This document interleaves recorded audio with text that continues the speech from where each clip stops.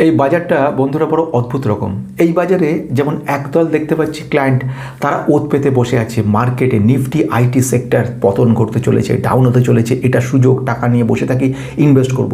উল্টো দিকে একটা বড় গোষ্ঠী তারা আতঙ্কিত।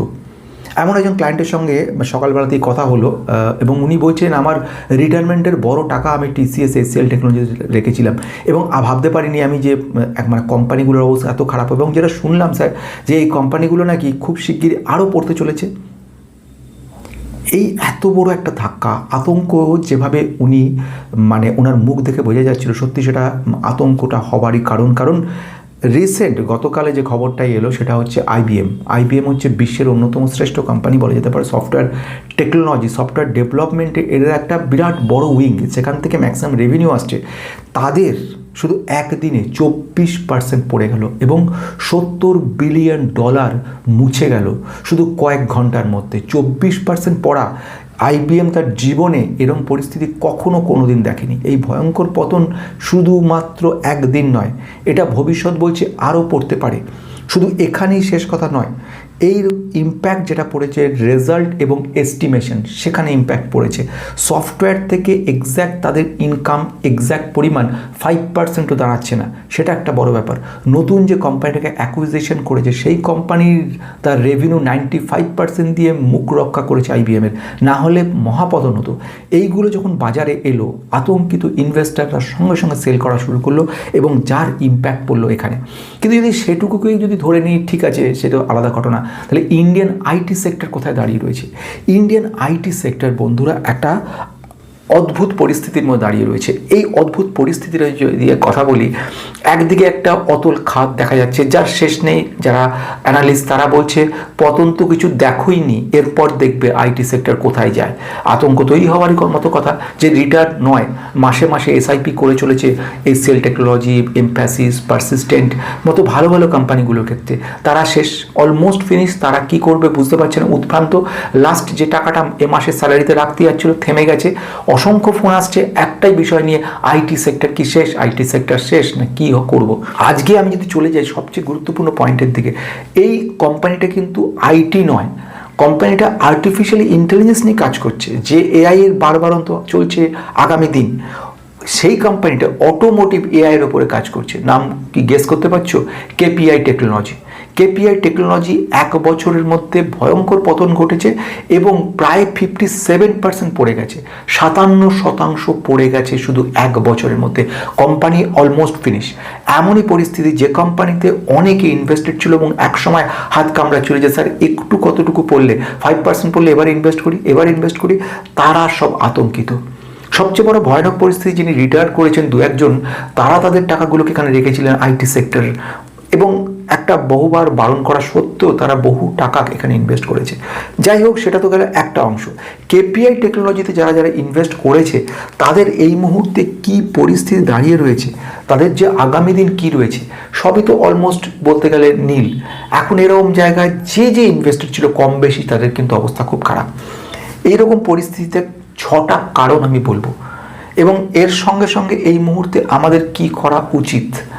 যেখানে 6 মাসের মধ্যে কোম্পানিটা 53% পড়ে গেছে।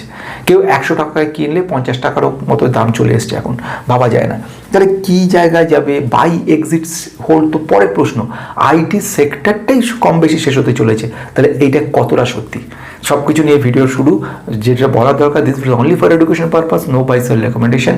সব থেকে বড় গুরুত্বপূর্ণ বিষয় হচ্ছে এই যে কেপিআই টেকনোলজি বিশ্বের অন্যতম সেরা কোম্পানি, যেটা অটোমোটিভ সিস্টেমে মানে কারের ওপরে টোটালি আর্টিফিশিয়াল ইন্টেলিজেন্সকে নিয়ে কাজে লাগিয়েছে। এমনই একটা কোম্পানি যে কোম্পানি উইদাউট কার ড্রাইভিং সিস্টেমের কাজ করছে। এমনই একটা কোম্পানি যে company software defined system SDV এই ধরনের ভেহিকেলসগুলো তৈরি করছে। এআই ভেহিকেলসে কেপিআইটি ছাড়া কাজই হবে না। কেপিআইটির যে সফটওয়্যার তৈরি করছে সেই সফটওয়্যারগুলোকে হার্ডওয়্যারে আপলোড করে দেওয়া হয়, অর্থাৎ এমবেডেড টেকনোলজি বলতে যে বোঝায় হার্ডওয়্যার সফটওয়্যারের মাঝখানে বসে থাকা টেকনোলজি। যে টেকনোলজিটা হার্ডওয়্যারের সঙ্গে কথা বলছে, সফটওয়্যারের সঙ্গে কথা বলছে। আপনি যখন মেশিন স্টার্ট করছেন, মোবাইল গাড়িটা স্টার্ট করছেন, সেই মুহূর্তে মানে গোটা কন্ট্রোলটা কিন্তু সফটওয়্যার নিয়ে নিচ্ছে।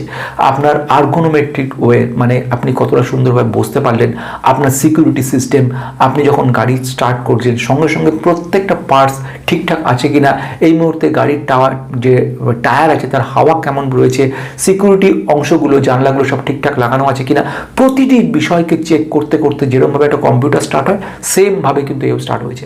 এত কিছুর মধ্যে থেকে এই কোম্পানিটা ডাউন হওয়ার প্রথম যে কারণটা বলবো, গ্লোবাল একটা টেনশন। এখানে এদের সবচেয়ে বড় ক্লায়েন্ট রয়েছে দুটো, একটা BMW আর একটা হচ্ছে ভক্সওয়াগন এবং BMW দুটোই এবারে তাদের সমস্ত রকম সফটওয়্যার ডেভেলপমেন্ট সমস্ত প্রজেক্ট এদেরকে দিয়ে আর করাচ্ছেই না, ফলে কেপিআইটি সেখানে ব্যাকফুটে চলে গেল। সব থেকে বড় কথা, আর সেকেন্ড পয়েন্ট যেটা বলবো সেটা হচ্ছে client concentration. Maximum revenue around 19% revenue comes from BMW। এই BMWর উপর ক্লায়েন্ট কনসেন্ট্রেশনটা এদের ক্ষেত্রে একটা মারাত্মক প্রবলেম তৈরি করেছে। এমটার টেকনোলজিতে মনে আছে সেম হয়তো ব্লুম এনার্জির উপরে ম্যাক্সিমাম ডিপেন্ডেন্সি একটা সময় শেষ করে দিয়েছিল।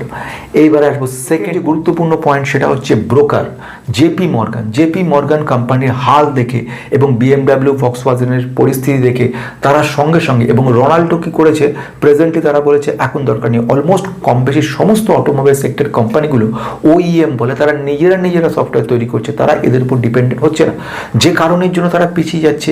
এবং যেটা থেকে জেপি মর্গান বলে দিয়েছে যে কোম্পানি কিন্তু হাল আরও খারাপ হবে।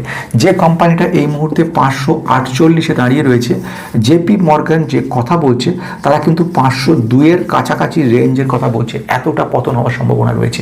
অলরেডি এতটা পতন হয়েছে, তারপরেও বলছে কোম্পানি 500-র কাছাকাছি আমাদের মনে হচ্ছে কোম্পানিটা রিবাউন্ড করতে পারে, তার আগ পর্যন্ত পড়বে, কারণ এই মুহূর্তে কোম্পানির নেট প্রফিটে হাত পড়বে এবং প্রফিটেবিলিটি কমার সম্ভাবনা প্রচুর রয়েছে। জেপি মর্গান এর সঙ্গেও বলেছে FY 2027 সামনের বছরও কিন্তু যে রেভিনিউ গ্রোথ সেটা স্লাগিশ হবে, সেটা সেই লেভেলে হবে না, আরও কমে যাবে, এই কথাটাও বলে দিয়েছে। এখানে সেকেন্ড যে কোম্পানি কথা বলবো গোল্ডম্যান সাচ, তারাও কিন্তু ব্রোকার ফার্ম, তারাও বলছে খুব একটা এক্সপেকটেশন নেই, কোম্পানির ডাউনফল আছে। এখানে থার্ড কোম্পানি কোটাক সিকিউরিটি, তারা মোটামুটি 520-তে গিয়ে তারা দাঁড়িয়ে আছে, 520-তে বলছে মোটামুটি একটা ফেয়ার ভ্যালু, মানে এর কাছাকাছি যাবে। 3 নম্বর আসছে টেকনিক্যাল পয়েন্ট অফ ভিউ থেকে।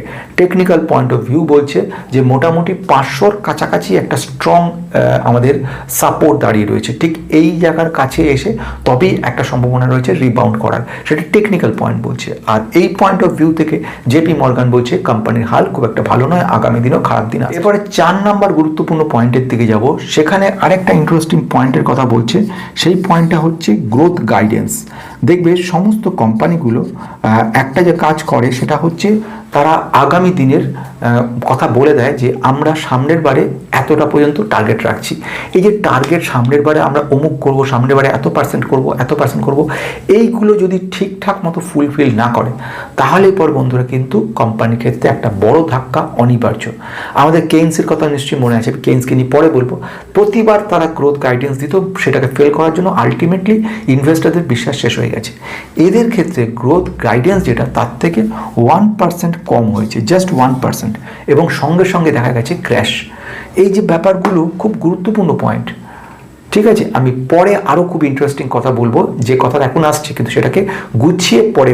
5 নম্বর পয়েন্ট যেটা বলবো সেটা হচ্ছে মার্জিনের মধ্যে কিন্তু একটা ধরনের আমি বলবো কম্প্রেশন, মানে এক ধরনের মার্জিনের মধ্যে একটা কম্প্রেশন তৈরি হচ্ছে, একটা চাপ সৃষ্টি হচ্ছে, এবং সেটা হচ্ছে 1 নম্বর খুব গুরুত্বপূর্ণ পয়েন্ট, সেটা হচ্ছে যে এদের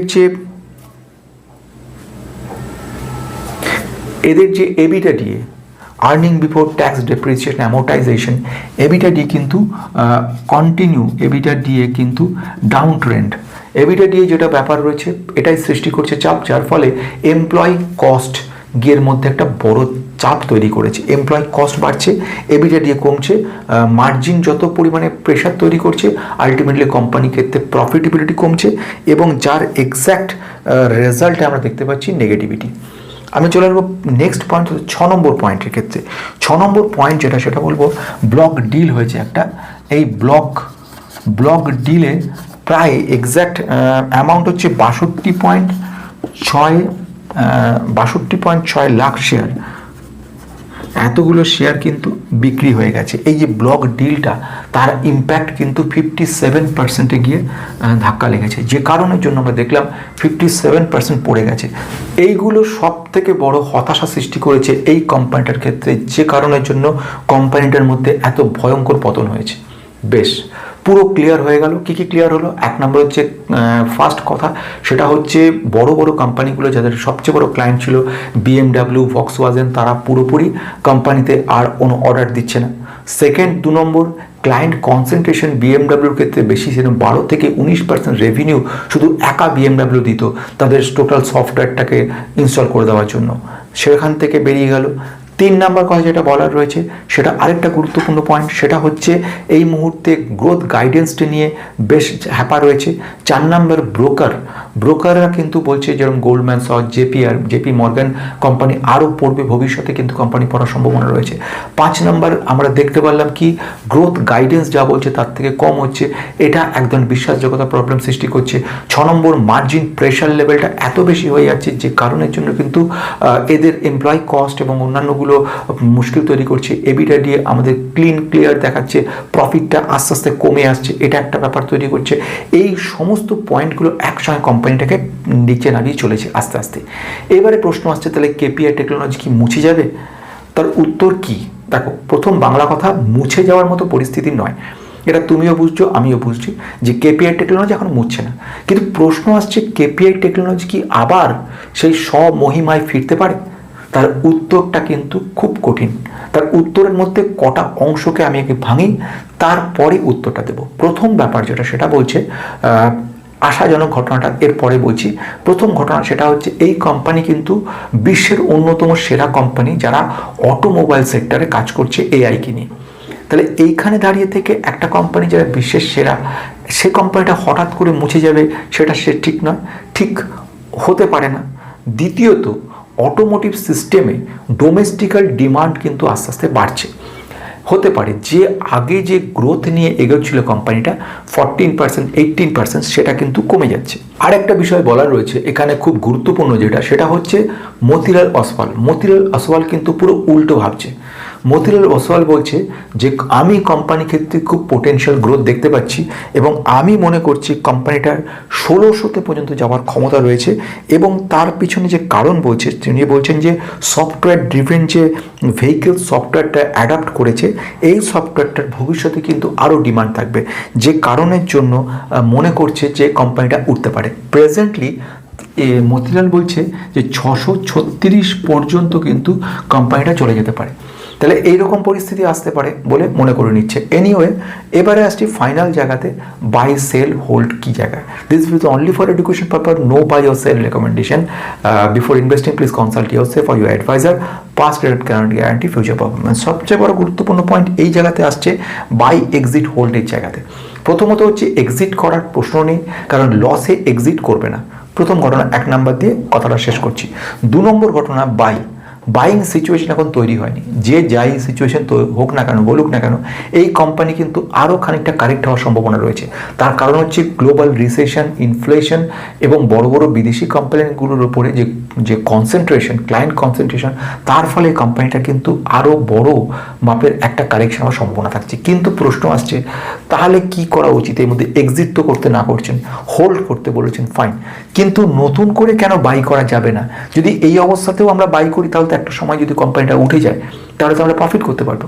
প্রশ্ন সেখানটা নয়, প্রশ্ন হচ্ছে কোনো একটা ছুরি যখন উপর থেকে নিচে পড়ে, তখন তাকে ধরার কোনো মতে চেষ্টা করবে না, তাহলে হাত কিন্তু কেটে যাওয়ার সম্ভাবনা সমূহ। এই হচ্ছে ফ্রি ফলভাবে পড়ছে কোম্পানিটা। এই মুহূর্তে তোমার কষ্টের টাকাটা যদি তুমি এখানে ইনভেস্ট করো, এই যে কতটা মাত্রায় পড়তে পারে, এখনই এইখান থেকে গেস করা কারোর পক্ষে সম্ভব না, পৃথিবীর কারোর পক্ষে সম্ভব না। একটা টেকনিক্যাল চার্ট দিয়ে সব কিছু বোঝা যায় না। সব থেকে বড় ব্যাপার মনে রাখতে হবে, সেটা হচ্ছে ডিমান্ড। কোম্পানি যতক্ষণ ইনভেস্টারের এর উপর বিশ্বাসযোগ্যতা আসছে, যতক্ষণ পর্যন্ত কোম্পানি থেকে ভালো কিছু আমরা রেজাল্ট দেখতে পাচ্ছি, নেক্সট কোনো কোয়ার্টার, 2-3টে কোয়ার্টার পরে যতক্ষণ পর্যন্ত ভালো রেজাল্ট না পাচ্ছি, ততক্ষণ কোম্পানিটা কিন্তু পড়তেই থাকবে। হয়তো সাময়িক দেখবে 1%, 1.5% একটু জাম্প করতে পারে, কিন্তু সেই জাম্পটা কিছু কিনছে তাই জন্য আবার সেই পড়তে থাকবে। তাহলে এখন এই মুহূর্তে নতুন করে কোনো কেনা বা অ্যাভারেজ ডাউন করার কথা একেবারে বলতে পারি না। যেটা আমি বলতে পারি আমার নিজস্ব কমন সেন্স, মাই কনভিকশন যেটা, সেটা হচ্ছে হোল্ড করা উচিত, কারণ ভবিষ্যতে ভালো করবে। কখন কেনা উচিত? সেটা তখনই কেনা উচিত যখন আমরা নেক্সট কোয়ার্টারগুলোর রেজাল্টে একটা পজিটিভ কিছু দেখতে পাবো, তবেই। আজকের মতো অনেক বেটার এক্সপেকটেশন দিয়ে শেষ করছি।